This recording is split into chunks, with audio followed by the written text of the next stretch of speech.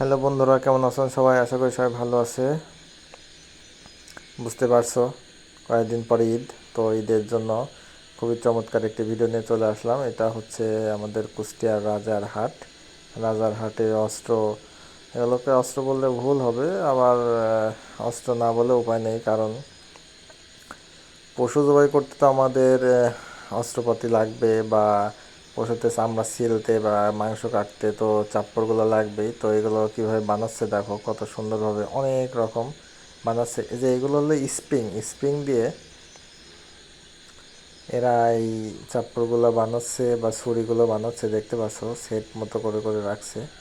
বিভিন্ন প্রকার অস্ত্র এখানে আছে। তো বিভিন্ন মাধ্যমে তারা এখানে অস্ত্র তৈরি করে থাকে।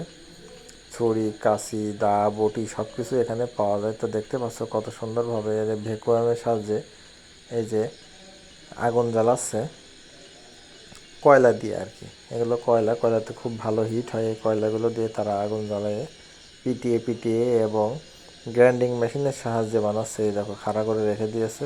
এটা হচ্ছে জবাই করার জন্য ছুরি। তো বেশ ভালোই লাগলো আমার কাছে।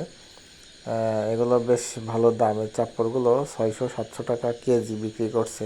আর ছুরিগুলো ছোটো সাইজ বড়ো সাইজ বিভিন্ন দাম, 200, 300, 250 এই দেখতে পাচ্ছ। আর এই যে চাপ্পড়গুলোর দাম সম্ভবত 600-700 টাকা করে দাম। তো কেজি হিসেবে বিক্রি করে, লোহার যে কেজি, সে কেজি হিসেবে এরা বিক্রি করে।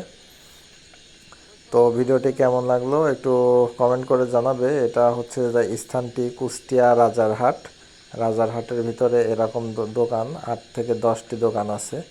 এই যে দেখতে পাচ্ছ 8 থেকে 10টি দোকান এখানে আছে। এরা হচ্ছে এই কামারের কাজ করে থাকে। এই যে দেখতে পাচ্ছ কামারের কাজ করে থাকে।